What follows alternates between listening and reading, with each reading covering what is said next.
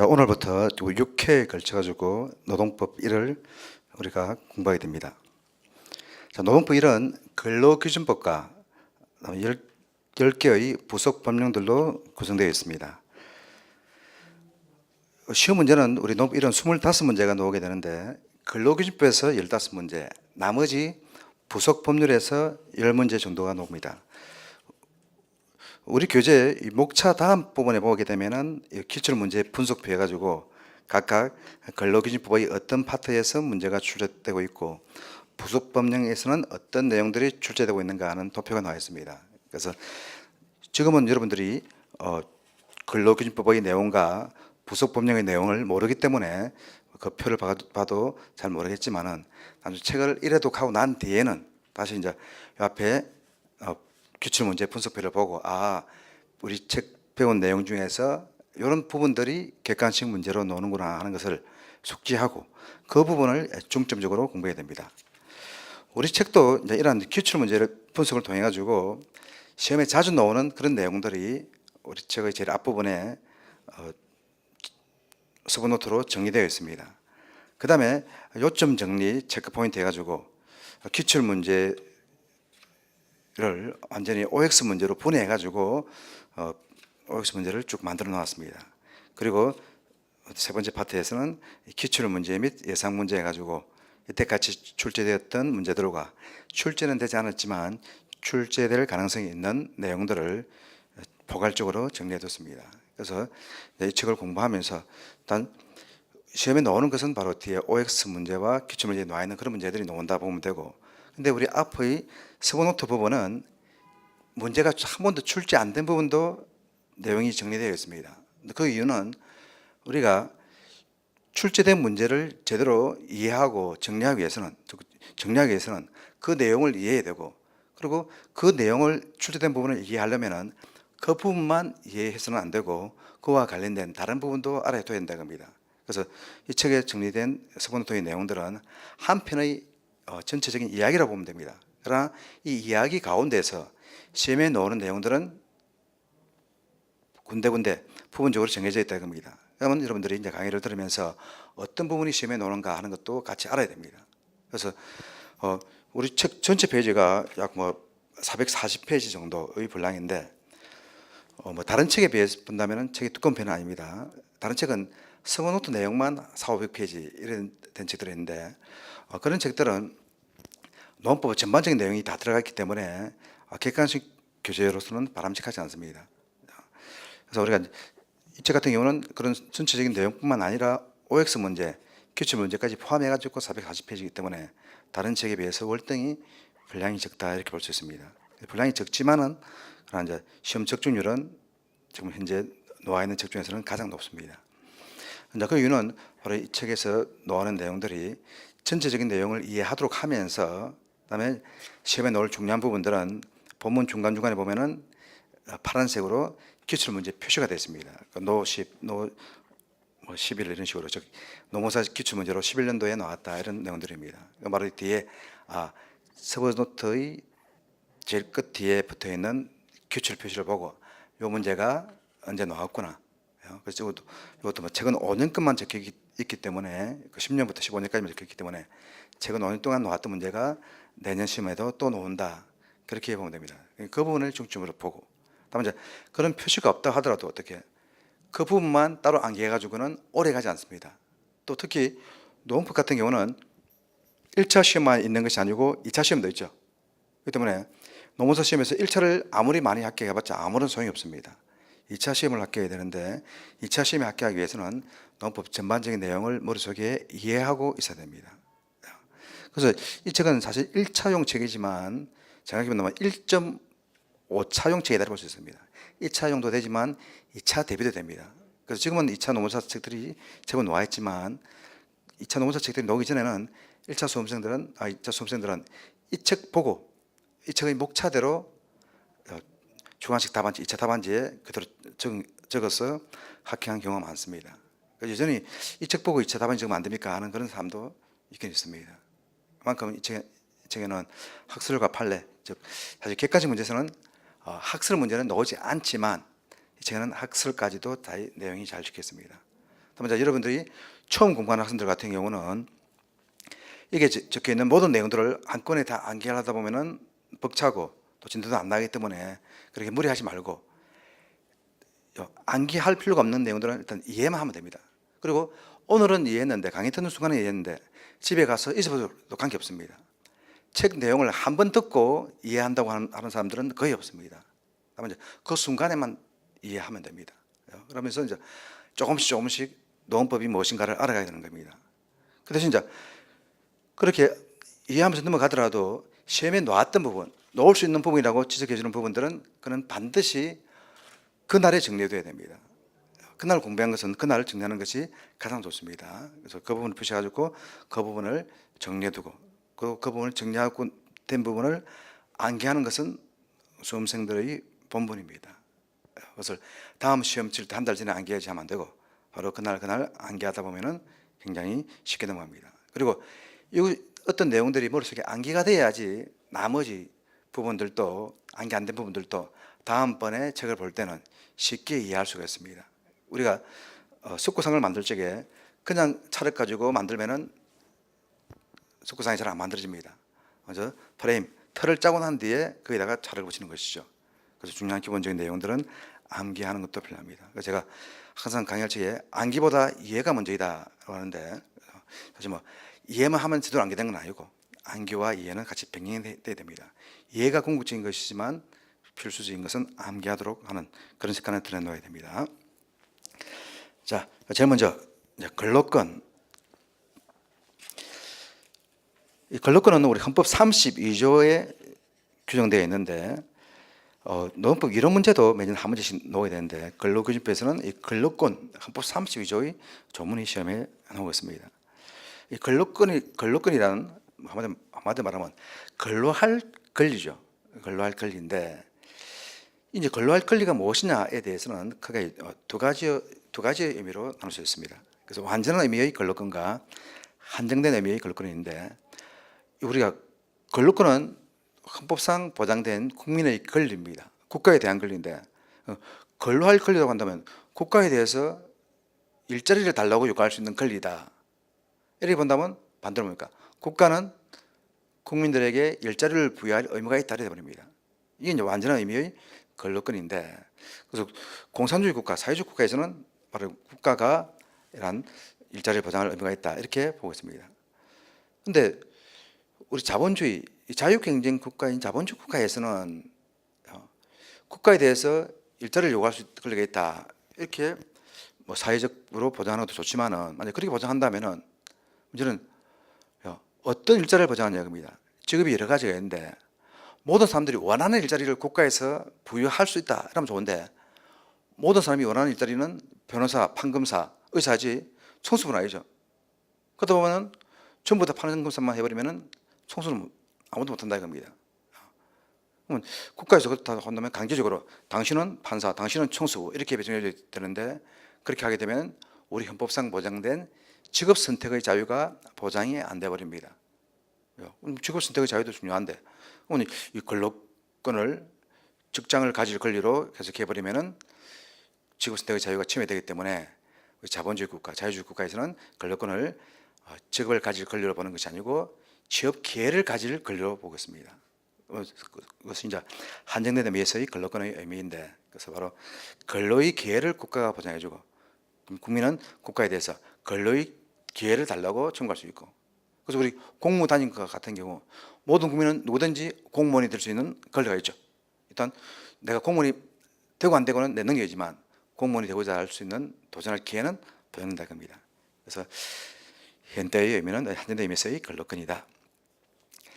그래서 이제 바로 근로권은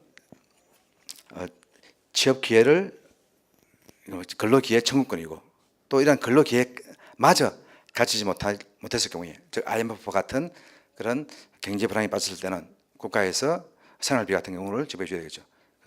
취업 기회도 가지 못한 그런 경우에는 생활비를 청구할 수 있는 그런 권리다 이렇게 보는 것이 자본주의 국가에서의 일반적인 의미입니다. 뭐 이걸 물어보는 시험 문제가 나온 적은 없습니다. 먼저 우리가 근로권을 배울 적에 막연하게 근로권이라고 생각하면 안 되고, 공산주의 국가의 의미에서는 말 그대로 취업을 할 권리 이렇게 볼 수 있는데 자본주의에서는 취업 기회를 총괄할 수 있는 권리로 해석하는구나 그렇게 이해하고 있으면 됩니다. 그리고 권력권 사상은 자연법주의에서의 개인적 사유가에서는 국가에 대한 권리를 보지 않고 국가로부터의 소극적 자유를 받습니다. 우리 역사적으로 볼 때 중세 때는 직업의 자유가 없었죠. 신분에 따라서 자기 직업이 정해진다는 겁니다. 그리고 이제 시민 사회가 형성되고 그때가 이제 자본주의 초기죠. 그때 세계를 지배했던 이념이 바로 자연법주의입니다. 모든 인간은 자유롭다 이겁니다. 그래서 일하지 않을 자유가 있다. 국가는 근로자가 백성들이 일을 하든 안 하든 간섭하지 마라 이겁니다. 그런 의미에서 이제 소극적인 자유권으로 이해를 했습니다. 그러나 이제 자본주의가 발전하다 보니까는 일하지 않을 권리가 있다 문제가 아니고 당장 지금 우리나라 젊은이들도 문제가 뭡니까? 왜 나를 일시키려 하냐? 그렇게 불만 가진 사람보다 왜 나한테는 일자리가 없냐 하는 것이죠. 우리 아까 조금 전에 봤던 것처럼 국가에 대해서 청구할 수 있는 노동의 기회를 요구할 권리를 부르짖게 됩니다. 그런데 이제 이러한 사회주의적 권력권에서는 바로 모든 국민은 노동의 기회를 요구할 권리가 있다. 이렇게 이제 독일의 피에테라든가 프랑스의 포이에르 이런 사람들이 아주 극단적인 사회주의 이론을 주장하게 되고 약간 이제 수정된 사회주의 이론을 주장한 사람이 독일의 안톤 맹거 이런 사람들입니다. 뭐 이것도 아주 80년대 같은 경우 노무사 문제에서는 한 번씩 나온 적이 있는데 90년대 이후부터는 나온 적은 없습니다. 그리고 지문에 이런 것이 만약에 나온다 하더라도 이런 지문들은 정답하고 전혀 관계없다고 보면 됩니다. 그냥 채워넣기 위한 지문이다 그렇게 보면 됩니다. 그리고 20세기에서는 자유법 사상과 권력권이 합쳐가지고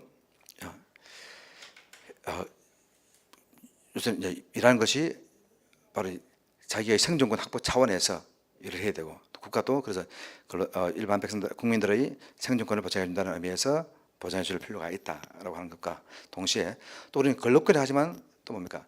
근로의 의무가 있다. 그렇죠? 우리 헌법에서 근로의 의무도 같이 보장하고 있죠. 부여하고 있죠. 바로 그는 이제 일하기 싫은 사람은 먹지도 말라 하는 것처럼 모든 국민은 국가에 대해서 일거리 달라고 요구할 수 있는 권리도 있지만 일하기 싫은 사람이라 하더라도 기본적으로 일을 하려고 하는 일할 의무도 있다고 하는 것을 밝히고 있습니다. 그래서 뭐 이런 사상이 있다 도 대충 넘어가면 됩니다. 그다음에 각국의 입법내도 마찬가지로 이것도 80년대 때는 객관적 문제 이런 문제들이 빠지지 않고 한 문제씩 나왔는데 지금은 이런 식의 문제는 나오지 않습니다. 그다음에 이렇게 프랑스에서 1848년 처음으로 근대적 권력권에 관한 칙령이라고 하는 것은 황제가 발표하는 명령이죠.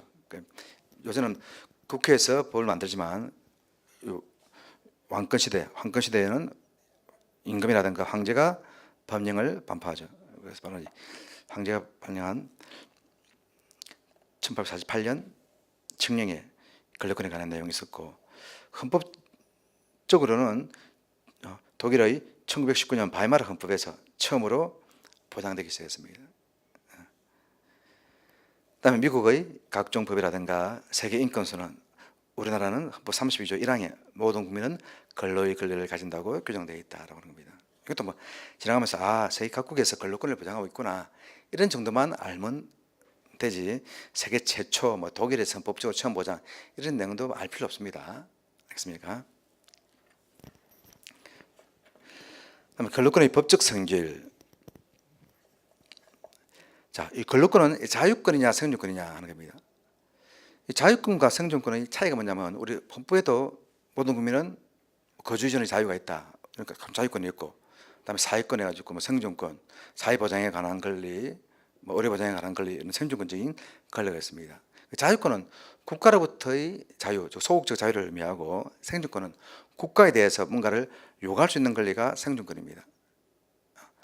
우리가 노동기본권은 근로기준법과 관련된 근로권과 그다음에 노동법 2에서 다루는 노동상권, 이는 단결권, 단체 교섭권, 단체 행동권 세 가지가 있습니다. 네. 이 단결권은 노동상권은 기본적으로 생존권적 성격이 강하다 이렇게 했는데 최근에 들어와졌고 자유권적 성격도 아울러 있다 하는 그런 방향으로 흘러가고 있습니다. 그런데 근로권은 좀 두말 없이 생존권으로 보고 있습니다. 그런데 오히려 노동상권에서는 최근에 돌아가지고 노동상권은 자유권적 성격도 아울러 가지고 있다 이런 식으로 흘러가는 데 반해서 생존권은 지금은 근로권은 지금은 생존권으로 확립되어 있고 다만 역사적으로 아주 오래전에는 근로권을 자유권적 성격을 가지는 권리로 본 적도 있습니다. 왜냐하면 우리 앞에서 근로권 사상 볼 때 최초로 자연법주의의 개인주의적 사회관에서는 국가로부터의 자유, 우리가 기본권이라고 하는 것이 시민사회가 처음 형성되고부터 기본권이 만들어졌죠. 왕권사회에서는 국민의 기본 권리는 없죠. 그때 이제 신분에서 해방되면서 일하지 않을 권리가 있다. 그렇게 중요한 것이 근로권이니까 당연히 이건 뭡니까? 일하지 않을 권리. 국가는 관여하지 마라 하는 소극적 자유에 해당됐겠죠. 그래서 그때는 근로권은 자유권이다 이렇게 했지만 지금은 근로권은 국가에 대해서 근로기회를 청구할 수 있는 권리. 근로기회가 없으면 어떻게 생활비를 청구할 수 있는 권리다. 그렇게 보는 생존권설이 통설의 입장입니다. 그다음에 방침규정설, 직접효력규정설 이런 걸 알 필요 없습니다. 그리고 이 자유권설, 생존권설 이걸 물어보는 문제도 뭐 시험에 나오지 않습니다. 기껏 해봤자 근로권은 생존권으로 봐야 된다 이런 지문이 나올까 말까 하는 겁니다. 뭐 여기까지는 사실 근로권이라고 하는 것이 이렇구나 하는 정도만 알면 됩니다. 시험에 나오는 것은 바로 지금부터입니다. 근로권의 법적 성질에 대한 판례 태도 이거는 이제 알아둬야 됩니다. 노무사 10회 때 한번 시험에 나왔던 내용이죠. 이런 내용들은 또 나올 수 있다 하는 겁니다. 우리 근로권은 기본적으로 생존권이다 이래 봤죠. 생존권이다. 국가에 대해서 근로할 기회를 달라고 청구하는 권리니까. 근데 이제 이 근로권을 가만히 보더만은 내용을 일할 자리에 대한 권리도 근로권이지만 일할 환경에 관한 권리도 근로권의 한 내용이더라 이겁니다. 즉 최저임금이 얼마냐, 법정 근로 시간이 어찌 되느냐, 연체휴가가 어떻게 되느냐, 이것도 근로와 관계되는 권리죠. 근데 이거는 뭡니까? 내 생존권보다는 연체휴가를 보장해라, 근무 시간을 4시간 주지 말도 해라. 이거는 생존권하고도 아주 별개는 아니지만은 이거는 일할 직장을 달라 하는 생존권하고는 조금 거리가 멀죠. 이게 뭡니까? 일주일에 40시간만 일시켜라. 일주일에 하루는 휴일을 부여하라. 1년에 10일 이상의 연체휴가를 부여하라. 이런 건 뭡니까? 어떤 내 인격, 나도 자유로운 인간이니까 인간답게 살게 보장하라는 거죠. 오히려 자유권적인 성격이 있다 이겁니다. 그래라 한 경우 나도 최저임금 달라. 생존권하고도 보장되지만 인간은 노예가 아니다 이겁니다. 때문에 정당한 대가를 주라 이겁니다. 그래서 이런 일할 환경에 관한 권리는 자유권적인 성격도 아울러 가진다 이렇게 볼 수 있습니다. 그래서 우리 헌법재판소의 판례는 밑에 판례 내에 놓여 있죠. 근로의 권리가 일할 자리에 관한 권리만이 아니라 일할 환경에 관한 권리도 함께 내포하고 있는 바. 그다음에 일할 환경에 관한 권리는 인간의 존엄성에 대한 침해를 방어하기 위한 자유권적 기본권의 성격도 갖고 있어 건강한 작업 환경, 일에 대한 정당한 보수, 합리적인 근로 조건의 보장 등을 요구할 수 있는 권리 등을 포함한다.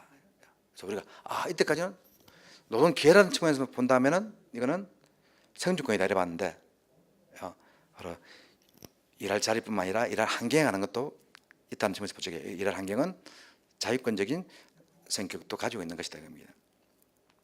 자, 그러면 이제 헌법을 배운 사람들은 알기 쉬운데 뭐냐면은 생존권과 자유권의 특징 중에 한 가지 뭐냐면 자유권은 천부인권이랍니다. 모든 인간들이 다 가지고 있는 것이고 생존권은 이거는 국가를 만들어 가지고 국가의 구성원들이 내가 단체에 들어가지고 세금 내는 대신에 뭐 혜택을 봐야 되겠죠. 군대를 나도 가서 봉사하지만은 다른 사람이 국방을 지켜가지고 내가 대한민국에서 안전하게 살게 해줘야 된다 겁니다. 바로 이러한 것들이 생존권이 되는 겁니다. 그러면 생존권은 국민이 국가를 만들어 가지고 누리는 권리이기 때문에 국민한테만 보장되지 외국인한테는 보장될 필요가 없겠죠. 사회보장제도 같은 경우도 이건 뭐 전부인 건 아니죠.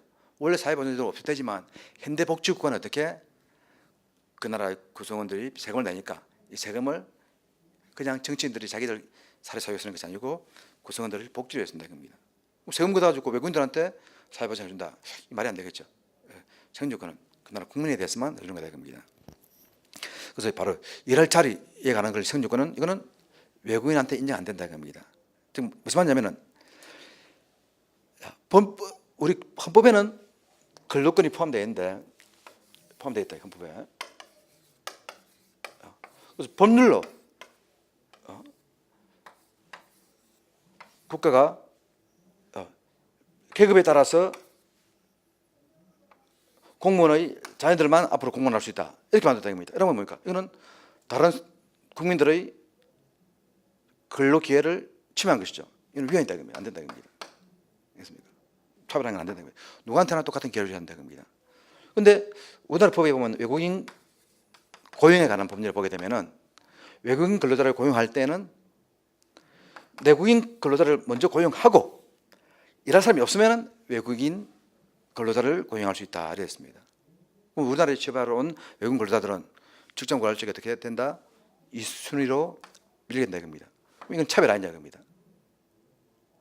이때 바로 일할 자리에 관한 권리는 어떤 권리다? 생존권이기 때문에 외국인한테는 보장이 안 된다 겁니다. 따라서 외국인 고용법에서 내국인을 우선적으로 고용하도록 하는 규정은 헌법의 근로권에 반하지 않죠. 그래서 지금 이렇게 되어 있습니다. 이런 부분에서도 내가 이 사례를 들어서 이야기하는 이유가 바로 외국인 고용법이 시험 범위에 포함되는데 그래서 요 금방 했던 요 내용이 중요한 내용이 된 겁니다. 외국인 근로자를 우리는 아무나 고용할 수 있는 것처럼 생각하기 쉬운데 그래가지고 바로 내국인 근로자를 고용하도록 했다가 했는데도 불구하고 안 구해지더라. 그러면 이제 외국인 고용 허가서를 신청해가지고 허가서를 받아서 외국인 근로자를 정해야 됩니다. 바로 자, 근데 일단 외국인 근로자를 하더라도 채용했다 이겁니다. 채용하고 난 뒤에 자, 우리나라 최저임금인데 외국인 근로자한테는 최저임금이 적용되겠습니까? 안 되겠습니까? 외국인 근로자한테도 최저임금 적용해야 된다. 외국인 근로자도 우리가 똑같은 인간이 되겁니다. 그래서 일을 시켜주니까 어떻게 똑같이 차별하지 말아야 되겠죠. 차별하는 것은 이건 뭡니까? 생존권을 침해하는 것이 아니고 개인의 인격, 자유를 침해하는 것이죠. 바로 이 자유권이 되겁니다. 일할 환경, 일할 환경에 관한 권리는 외국인한테도 인정된다 겁니다. 그래서 근로기준법의 규정이라든가 이런 규정들은 외국인에서 배제해서는 안 된다는 겁니다. 그래서 이런 판례가 나오게 된 배경이 바로 이제 그런 문제였습니다. 외국인 근로자들을 외국인을 고용하고 난 뒤에 고용하는 것이 차별 아니냐? 외국인 근로자한테 최저임금 지원이 되느냐 안 되느냐 이런 문제를. 그래서 바로 근로권은 일할 자리에 관한 권리와 일할 환경에 관한 권리가 있는데 일할 환경에 관한 권리는 자유권적 성격도 포함하기 때문에 외국인에게도 인정된다. 자, 다음 근로권의 내용. 자, 본원적 내용과 파생적 내용인데 바로 본원적 내용은 근로기회 청구권과 생활비 청구권. 이 본원적 내용은 바로 이 일할 자리에 관한 권리죠. 이거는 지금 나온 적은 없지만 우리 앞에 헌법재판소의 판례와 비교해 보면은 바로 그겁니다. 이거는 외국인한테는 인정되지 않는 그런 권리다 이렇게 볼 수 있습니다. 그다음에 파생적 권리.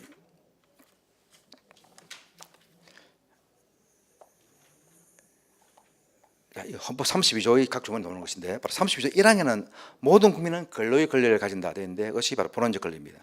근로의 권리라고 하는 의미 안에 어떻게 노동 근로기회 청구권과 생활비 청구권이 있다 이겁니다. 그다음에 32조 2항부터 5항까지는 6항까지는 보게 되면은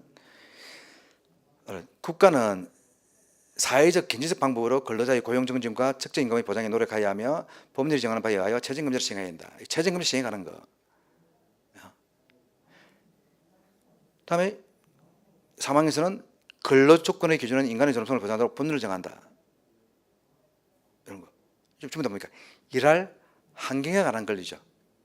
이런 것들은 외국인한테 보장된다 이렇게 볼 수 있습니다.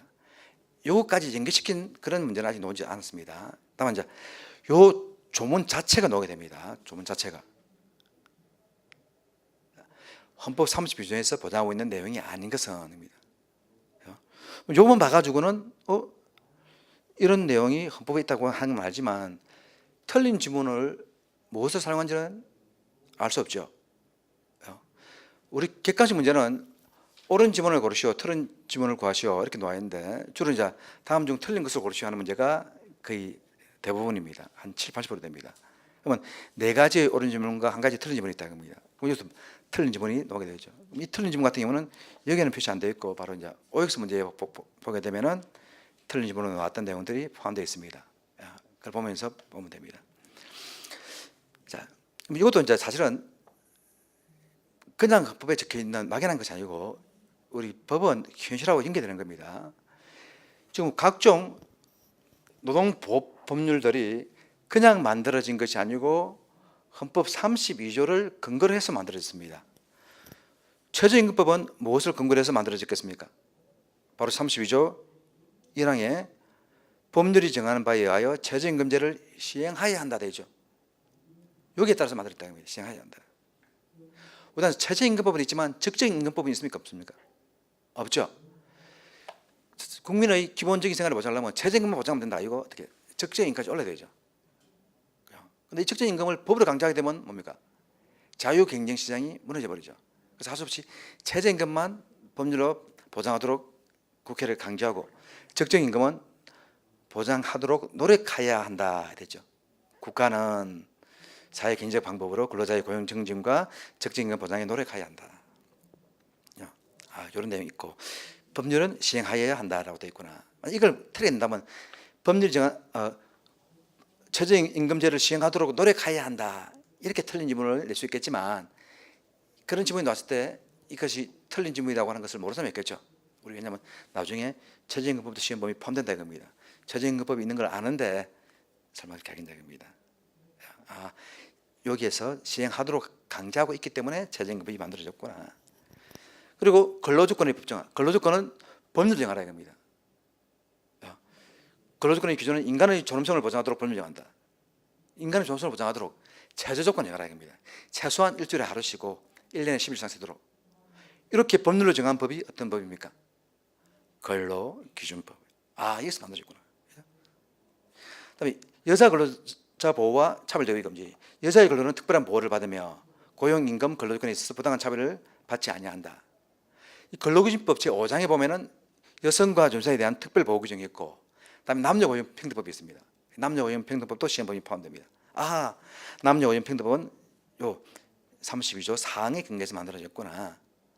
그리고 근로기준법 5장에서는 보니까는 일반 근로자는 연장 근로를 일주일에 12시간 동안 할 수 있다 이래놓고는 연소자는 일주일에 6시간까지만 연장 근로할 수 있다. 따로 더 보완하는 규정을 두고 있다 이겁니다. 왜? 근로기준법 헌법 32조 5항에서 연소자의 근로는 특별한 보호를 받는다. 그러니까 우리 법에서 보니까 일반 근로자의 근로조건은 법률로 정하도록 하고 하면서 여성과 전사는 특별히 보호하도록 하고 있는데 그 내용이 근로기준법에 되어 있더라.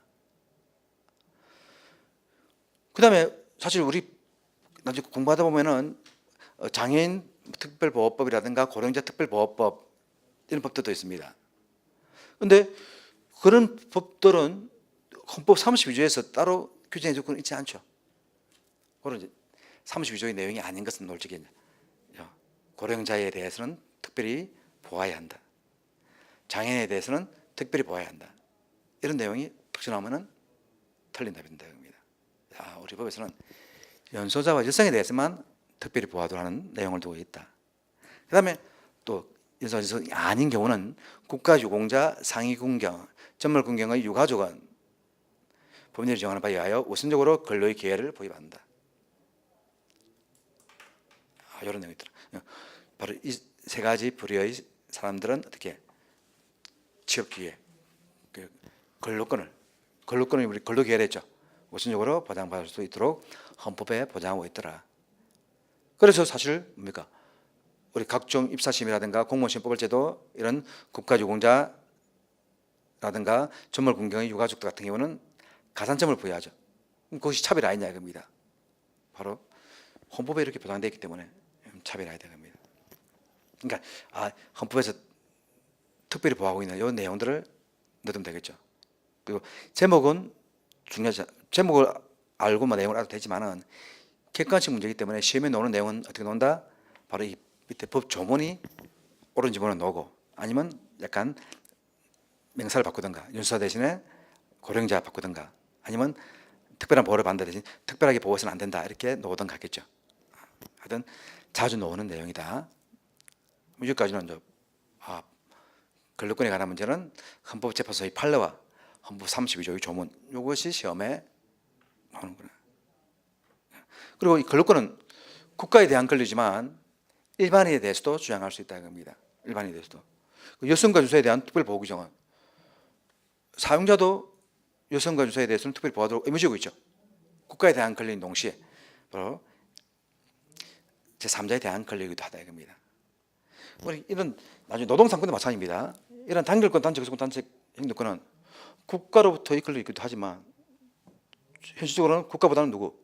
사용자에 대한 권리, 제3자적 효력도 있다는 겁니다. 근로권과 노동상권, 노동기본권은 국가에 대한 기본권이지만은 사용자 등에 대한 제3자적 효력도 아울러 가지고 있다.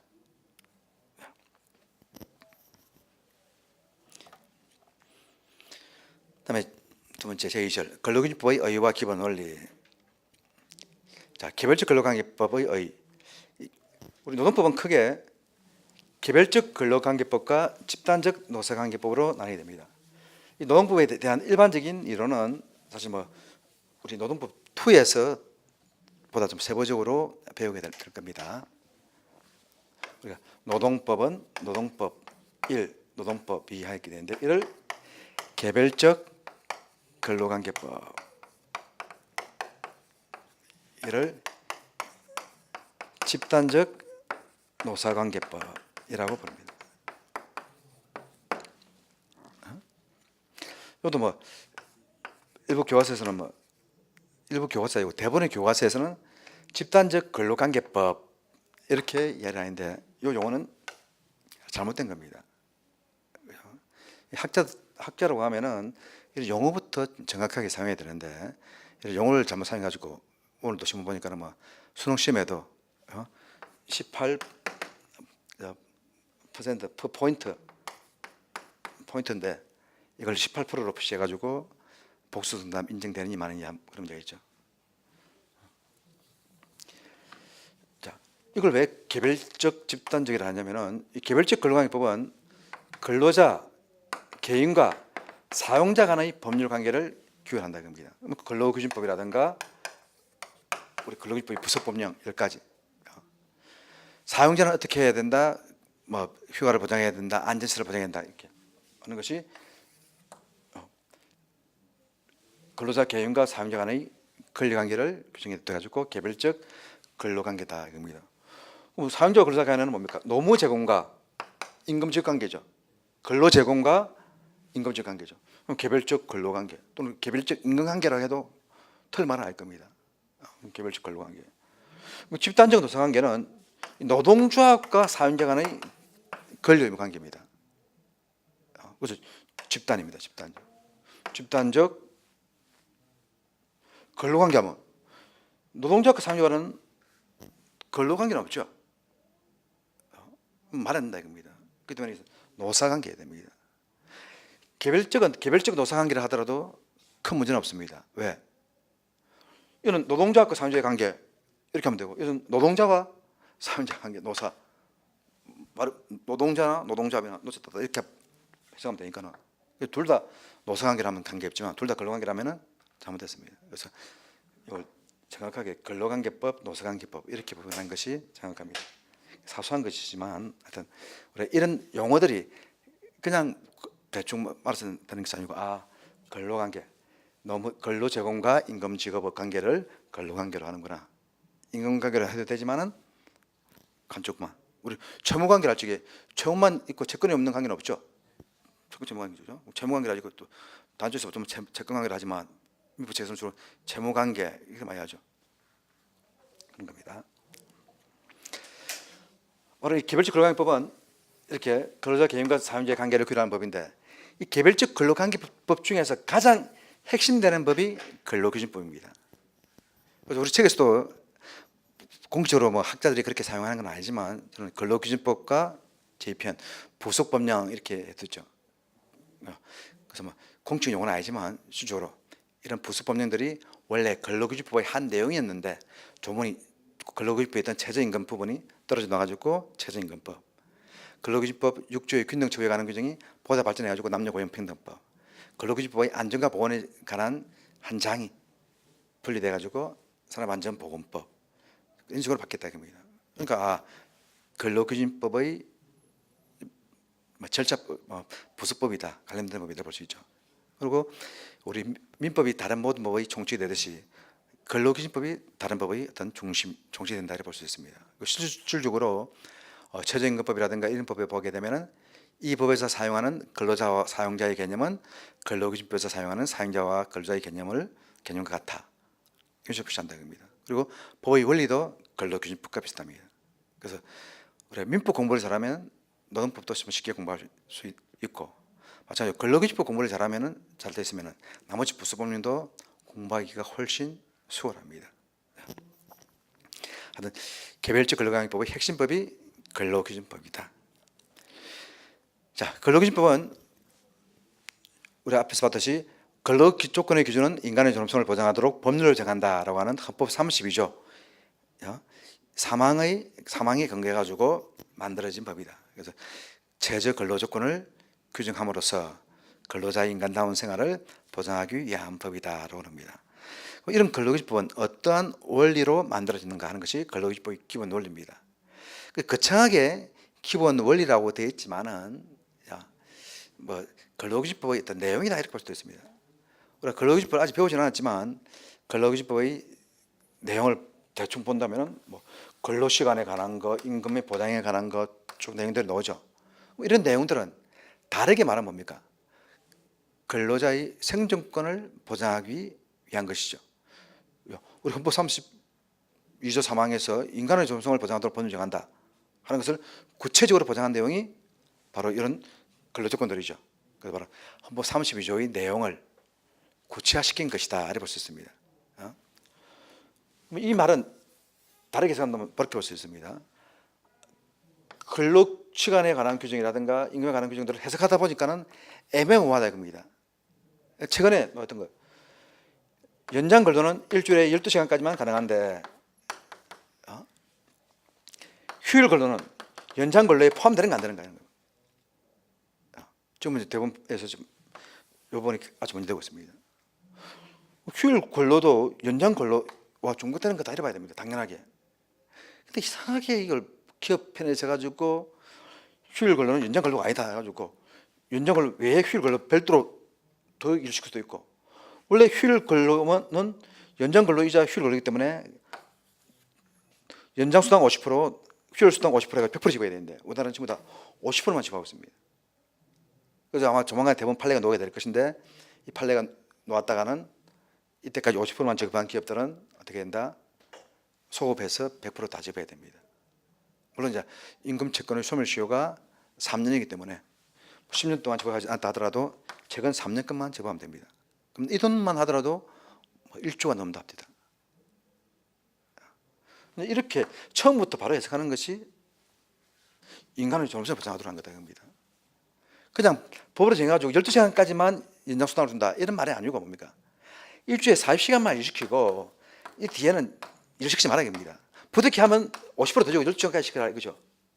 근데 이걸 연장 근로는 12시간이 가능하고 이런 일하는 날은 연장 근로 되고 일요일은 쉬는 날이지만 이날 와가지고 시키는 것은 따로 연장수당 안 줘도 된다, 일시켜도 된다, 이게 뭡니까? 헌법 32조의 반환의 해석이죠. 이렇게 해석하면 안 되는데 우리는 이렇게 많이 해왔다 이겁니다.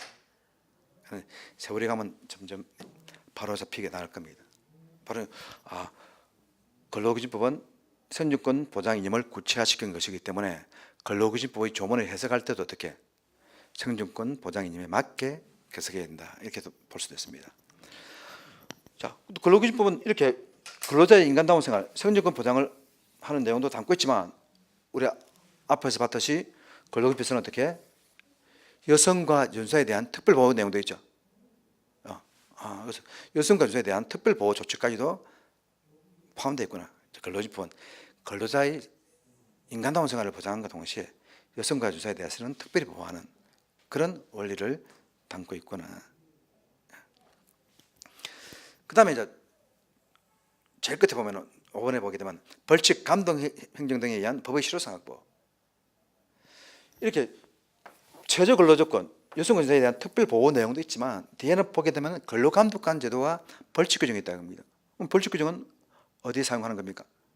바로 그냥 지키도록 해라. 위반해도 처벌하지 않는다 하게 되면 잘 안 지켜지겠죠. 그래서 어떻게 벌칙을 둬가지고 강제하는 것이죠. 법이 보다 더 잘 지키도록 하기 위한 그런 규정을 두고 있다고 합니다.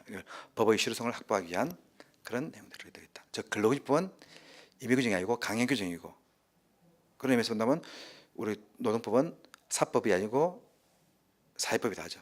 사법은 자율 규정, 임의 규정이고, 공법은 강행 규정이고, 국가 개입이 가지고 적극적으로 지키도록 하는 것이고, 근로기준법은 사법 능력이지만 어떻게 국가가 적극적으로 개입하고 있죠. 바로 그런 성격을 담고 있다. 여기서 1, 2, 5번은 뭡니까? 근로기준법의 내용을 가지고 원리를 밝힌 것이고, 그 다음에 3, 4번 근대적 근로관계의 확립, 근로조건의 국제 수준화. 이 말은 여기서 근로시간은 40시간을 넘지 못한다, 임금은 최저임금을 얼마 보장해야 된다, 이런 내용들은, 또 폭행 금지, 중간 착취 배제, 이런 내용들은 근로자를 대등한 인간으로 취급해야 되죠. 그러면 옛날에는 어떻겠습니까? 노예처럼. 지금도 사실 근로자들이 근로계약을 노예계약을 하듯이 부당한 일을 많이 당하기도 하죠. 법적으로는 그렇게 해서 합니다. 봉건시대적인 정근대적인 상하관계, 이걸 철폐하기 위한 것이 근로기준법의 목적이 되는 겁니다. 그래서 근대적 근로관계를 확립, 정근대적인 노동관행을 폐지하고 근대적 근로관계, 사용자와 근로자가 대등한 관계를 확립하기 위한 것이다. 그래서 어떻게 근로계약이 있지만 최소한 근로계약은 어떻게 근로기준법에 위반해서는 안 된다. 근로기준법을 준수한데 가지고 100% 근대적인 근로관계가 확립되는 건 아니지만 불평등이 좀 더 팽대해진다는 겁니다. 실질적인 평등은 근로기준법을 바탕으로 해가지고 노동조합을 통해서 확립하는 수밖에 없겠죠. 바로 그런 내용입니다. 근로조건의 국제적 수준화. 우리는 이렇게 근대적 근로관계를 확립하는 그런 방향도 있지만 간혹 가다 보면 웃기는 것이, 우리 생리휴가가 6급이었는데 지금은 무급으로 바뀌었죠. 연차휴가가 15일이었는데 지금은 10일로 바뀌어버렸습니다. 그리고 1997년 이전까지만 하더라도 정리해고제가 우리 법에 인정이 안 되는데 지금은 법으로 정리해고제를 인정하고 있죠. 그럼 이런 정리해고 인정하는 것이 근로자의 인간다운 생활 보장입니까? 근대적 노사관계 확립입니까? 생육아를 6급에서 무급으로 바꾸는 것이 근대적 노사관계, 인간다운 생활 보장 아니죠. 역행하는 것이죠. 이건 뭐냐 이겁니다. 바로 우리 노동법은 근로자 보호를 위한 법이다, 이렇게 하다 보면 안 맞는데, 노동법은 근로자 보호만을 위한 법이 아닙니다. 노동법의 실체는 뭐겠습니까? 자본주의를 유지 발전시키기 위한 법입니다. 옛날에는 노동법이 없는 자본주의가 발전했는데 한계 부딪히더라는 겁니다. 그래서 자본주의 더 발전하기 위해서는 어떻게 한다? 근로자를 임금 착취하는 것이 아니고 적당히 줄 만큼 줘야 되겠더라.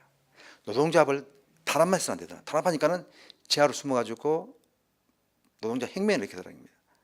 인정해 주세요. 파업도 인정해 주세요. 파업 인정 안 따가는 다 집은 넣는 건 좋은데 어느 순간에 가면 어떻게 된다?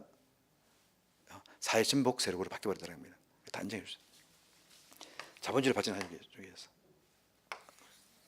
자본주의 발전을 위한 거다. 그리고 이 자본주의 발전을 위해서 인정해 주는데 이런 국가마다 또 노동법의 차이가 있다 보니까 이것이 세계 제1차 대전과 2차 대전을 일으키더라는 겁니다. 그 전쟁의 원인 분석해 보니까 노동 문제 또 사회 보장 문제가 있더라는 겁니다. 그래서 이제 1차 대전 이후에 ILO를 만들게 됩니다. 국제 노동 조약을 만들어 가지고 노동 기본권이라든가 근로조건을 통일하자 이겁니다. 바로 이제 노동법의 목적은 자본주의를 유지시키고 세계 평화를 유지하는 데 맞추자는 것도 있습니다. 또 현대 국가에서는 국가마다 서로 무역을 하는데 노동조건의 차이가 있으면 불공정하게 되라 이렇게 되겠죠. 그러다 보니까는 각국마다 이 근로조건을 통일시키려고 하고 하는 그런 경향이 있다는 겁니다. 또 우리나라 같은 경우도 정리구조를 법제화시킬 수밖에 없던 이유가 외국 자본이 우리나라에 기업을 세우려고 하는데 이 나라는 경영이 약화돼도 해금 못 시킨다더라 이렇게 되게 되면 투자는 안 하겠죠. 국제 수준에 맞춰야 된다. 미국 사람들이 우리나라에 투자하려고 하는데 무슨 월차휴가 하겠더라는 겁니다. 우리나라에 없는데 다른 나라도 거의 없다 겁니다. 그리고 생리휴가 자체도 웃기더라는 겁니다. 본인이 가고 싶으면 가고 말고 싶으면 말아야지 돈 주면서 가라고 하는 것은 말이 안 된다 이겁니다. 그러니까 이런 부분들을 세계 수준에 맞추는 것이 국가 간의 어떤 분쟁도 막을 수 있고 또 외국 자본 유치에도 도움이 되더라 이겁니다. 그러다 보니까는 약간 근로자 인간다운 생활 보장하고는 역행하지만은 이런 내용이 노동법의 이념으로 돼가지고 세계적으로 서로 근로조건을 통일시키려고 하는 것도 있더라. 그래서 우리나라의 근로시간도 44시간에서 40시간으로 줄였던 것도 세계적인 추세에 맞춰간 거죠.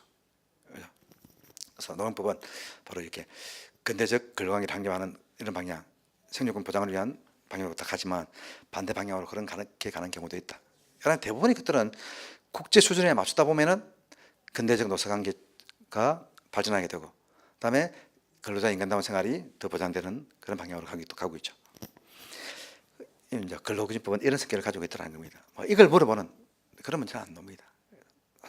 이런 것도 노동법을 제대로 이해했는가 하는 것을 캐치하기 위해서는 출제돼야 되는데 이런까지 출제 안 합니다. 그냥 너무 기능적으로 요새 출제되고 있습니다. 그다음에 근로기준법 실효성 확보. 이건 이제 우리가 다른 내용들은 나중에 하나씩 근로시간 제도 다 배우게 되니까는 따로없는데 근로기준법 실효성 확보 이 부분들은 조문이 좀 퍼져 있기 때문에 이걸 따로 모은 겁니다. 이런 내용들이 근로기준법 실효성 확보와 관계된다. 다음 중 근로기준법 실효성 확보와 관계되지 않는 것은 무엇인가? 이걸 물어보는 문제는 안 놉니다. 그것도 문제가 사실은 좋은 문제인데 그런 문제는 안 놉니다. 단편하게 이런 규정이 있나 없나 그런 겁니다. 이제 이런 규정들이 그냥 막연하게 이런 것도 있었는가 없었는가 생각보다는 우리 아까 이야기했듯이 근로자 전체 근로자 보호, 여성 근로자 보호 내용적으로 두 개로 나누지만 보호가 아닌 근로감독관제도, 벌칙제도 이런 것들은 뭡니까? 바로 이런 규정들을 더 잘 지키게 하기 위한 그런 규정들이죠. 그와 관계되는 것만 한번 뽑아보자 이겁니다. 쉽게 말하면 감독행정을 통한 실효성 확보, 근로감독관제도, 노동부 7급 공무원들은 근로감독관 이래가지고 사법 수사권을 부여합니다. 그러면 노동관계법 위반은 일반 경찰서가 아니고 노동청의 근로감독관들이 사건을 조사받아가지고 수사를 한다는 겁니다. 바로 그런 제도를 두고 있다. 이렇게 해야지 전문성을 높일 수 있게 되겠죠. 그런 거고. 그다음에 사용자 및 근로자의 보고 출석 의무. 고용노동부 장관 노동위원회 근로감독관의 요구가 있으면 사용자와 근로자는 지체 없이 필요한 사항에 대하여 보고하거나 출석해야 한다. 이래야지 누가 근로침해 당했는가 됐는가 구별할 수 있게 되겠죠. 이런 규정을 두고 있구나. 벌칙을 통한 실효성 확보. 벌칙이 있으면 없는 것보다 더 잘 지키려 하게 되겠죠. 그리고 이 벌칙도 위반 행위자, 폭행 금지, 사장이 폭행했을 때도 처벌하지만 부장 과장이 폭행했을 때 부장 과장만 처벌하는 것이 아니고 사업주도 벌금형에 부과한다는 겁니다. 사업주 같이 폈다면 사업주도 같이 행위자로서 처벌받겠지만 사업주는 종업원들이 부장 과장이 말단 직원들 폭행하거나 임금 착취 안 하도록 관리 감독을 해야 한다는 겁니다. 하지 않았으니까는 이도 같이 양벌 규정을 합니다. 두 쪽 다 행위자뿐만 아니라 관리 감독적 지위에 있는 자까지도 처벌하는데 이 사람들한테 감옥에 보낸 것은 노심하죠. 자기가 잘못한 건 아닌데 그냥 벌금이요. 행위자들은 실형과 벌금이 있는데 사업주는 벌금형만 부과되게 됩니다. 다만 이런 사업주가 상당한 주의와 감독을 게을리 하지 아니한 경우는 그러지 아니하다. 폭행하지 마도록 하고 뭐 계속 상담하면서 체크했는데도 불구하고 숨어서 했더라 이런 거는 뭐 방법이 없죠. 그래서 이런 규정이 있다. 이것도 뭐 이거마저도 시험에 나온 흔적이 없죠. 이건 그러니까 출신한 것은 놓은 적은 없지만 이제 놓을 수도 있다 하는 정도입니다. 그러니까 놓았다라고 표시된 부분을 먼저 확실하게 100% 알고, 그런데 이제 여유가 되면 이제 볼 때 이제 다 외웠으면 저런까지 한 번씩 더 받으면 되겠죠. 다음 반의사 불일제. 요거는 한번 놓은 적이 있습니다. 이쪽에 표시가 안 됐나? 저 뒤쪽에 따로 표시됐는가 모르겠습니다만은 반의사 불일제 요거는 알아둬야 됩니다. 뒤에 아마 벌칙 부분에서 따로 표시되기 때문에 안 되는 것 같네. 자, 반의사 불일제라고 하는 게 뭐냐면은 근로자의 의사에 반해서 처벌하지 않는다는 겁니다. 정확히는 피해자의 의사에 반해서 처벌하지 않는다는 겁니다. 근로기준법에서는 피해자가 근로자이죠. 임금 착취되는데 사용자는 3년 이하의 징계에 처한다 하시는데 근로자 돈을 받았다는 겁니다. 나는 돈 받았으니까 됐습니다. 우리 사업주 처벌을 원하지 않습니다. 이러면은 근로감독관이 처벌 더 이상 수사를 못한다는 겁니다. 부르지 않는다. 우리 일반 폭행죄도 그렇죠. 피해자가 처벌을 원하지 않으면 처벌 못하죠. 그러나 폭행치상은 합의해도 처벌받죠. 진단서만 끝나면은 합의 못하고, 물론 폭행치상도 가벼운 폭행치상 같은 경우는 합의만 하게 되면은 풀어줍니다. 근데 결국 기소를 합니다. 그래서 벌금 정도는 떨어지게 되는데 단순 폭행죄 같은 경우는 합의하면은 더 이상 기소 못합니다. 이 반의사 불일제입니다. 이런 반의사 불일제 규정을 왜 두냐면은 임금체불 같은 경우에 임금체불 해가지고 고소해버리면은 사업주는 고소해가지고 처벌받게 되는데 돈은 돈대로 취급하고 고소됐기 때문에 처벌까지 받게 되죠. 사업주들이 어떻게 하겠습니까? 이왕 처벌받는 거 돈 끝까지 못 주겠다. 배짜라 이겁니다. 근로감독관들이 또는 근로자들이 근로감독관한테 와가지고 이야기할 때는 사업주로 처벌해달라고 하는 것이 주된 목적이 아니고 뭡니까? 돈을 받게 해달라는 거죠. 그리고 벌칙 주는 것은 바로 처벌하면 처벌받으니까 돈 주라는 것인데 처벌되고 난 뒤에는 그건 의미가 없이 줘버리죠. 그러니까 이제 반의사 불일제 규정이 있으면 근로감독관이 당신이 고소해가지고 처벌받게 되는데 돈 갚으면은 빨리 주면은 내가 근로자한테 이야기해가지고 처벌 안 받도록 해주겠다. 이런 제도가 있으니까. 그럼 사업주 입장에서는 돈 안 받기 위해서 빨리 처벌 안 받기 위해서 돈을 줄 수도 있게 되겠죠. 그런 목적으로. 그리고 우리 폭행하지 말아라, 임금 착취하지 말아라 이런 거 있지만 폭행 같은 경우는 패고 난 뒤에 안 패면 용서하겠다 이런 말이 생각 안 되죠. 그러니까 그런 부분에서는 반의사 불일제 규정이 없고 전부 다 임금과 관련되는 부분. 그러니까 시험 문제에 만약에 다음 중 반의사 불일제에 관한 내용은 가지고 임금 직업의 4대 원칙 막 놓으면서 균등처우 나왔으면 균등처우는 뭡니까? 임금하고 관계가 없죠. 균등처우 위반은 반의사 불일제가 아니다 이렇게 하면 되겠죠. 그다음에 임금과 관계되는 것은 다인데 임금과 관계되는 것 중에서도 반의사 불일제가 아닌 것도 있더라 이겁니다. 임금 채권의 우선 변제, 건설비스의 직접 지급, 비상시 지급, 더욱 근로자의 임금 보장. 나중에 이 내용을 알고 나면은 이것들은 반의사 불일제로 해봤자 별 의미가 없다 하는 걸 알게 됩니다. 알겠습니까? 다 공부하고 난 뒤에서 다시 한번 설명해 주겠습니다. 그러니까 이걸 무조건 암기하면 안 되겠죠. 이해되는 것만 암기하라 이겁니다. 지금은 어떻게? 임금과 관계없는 것은 반의사 불일제가 아니다. 인과관계 되는 것만 반의사 불일제인데 그 중에 아닌 것도 있다 하더라. 그렇게 해가지고 나중에 이제 이해해가지고 암기하면 되고 이해도 암기 안 되면 그때는 이제 두 번째 암기법이다 하여튼 제주가 알아야 되는 거겠죠. 그다음에 근로자의 권리의식을 통한 실효성 확보. 자, 이런 여러 가지 방법이 있지만 근로감독관 제도가 아무리 있다 하더라도 근로감독관들이 근로자가 임금 착취를 당했는지 폭행을 당했는지 알 수가 없죠. 근로자가 고소고발을 해야 되겠죠. 안 하면 안 된다 겁니다. 또 근로자가 고소고발을 하려면 이런 자기 권리의식도 있어야 되지만 또 한 가지는 뭐가 있어야 됩니까? 자기 권리가 뭔지를 알아야 되겠죠. 근로자들은 최저임금법이, 알바생들은 최저임금법이 있는지 없는지 몰라서 최저임금보다 적게 받기도 하고, 요새는 이제 인터넷에 발달해가지고 많이 알지만은 알아도 어떻게 귀찮으니까는 번거로우니까는 안 하는 것도 있고 이렇다 이겁니다. 그래서 근로기준법이 제대로 지켜주기 위해서는 근로자의 권리의식 고취가 제일 중요합니다. 또 하지만 어떤 권리를 가지는가 알아야 되고, 그 다음에 어떻게 고소고발을 해도 난지 보복안 한다는 걸 알아야 된다. 그래서 그런 규정들을 여기에 넣었습니다. 그래서 먼저 근로자가 권리의식을, 자기 권리가 뭔지를 알기 위해서 사용자한테, 사실 정부가 제도적으로 알려주는 게 제일 좋은데 아마 앞으로는 그렇게 될 겁니다. 직업을 가지기 전에 직업 훈련시키면서 근로자의 권리 이런 것 좀 알려줘야 되는데 우리가 그걸 알려주는 제도는 없죠. 대학교에서 또 실업계 고등학교에서 졸업한 한테는 근로기준법이라든가 직장에서 알아야 될 법들은 교육시키고 내보내야 됩니다. 그래야지 나가서 부당한 안 맞겠죠. 그게 안 됐다 입니다. 우리나라에서는 기껏 해봤자 사용자한테 근로자가 자유롭게 일어날 수 있는 장소에 근로기준법, 근로기준법 시행령 요지와 취업규칙 등을 비치해두라 이렇게 되어 있다.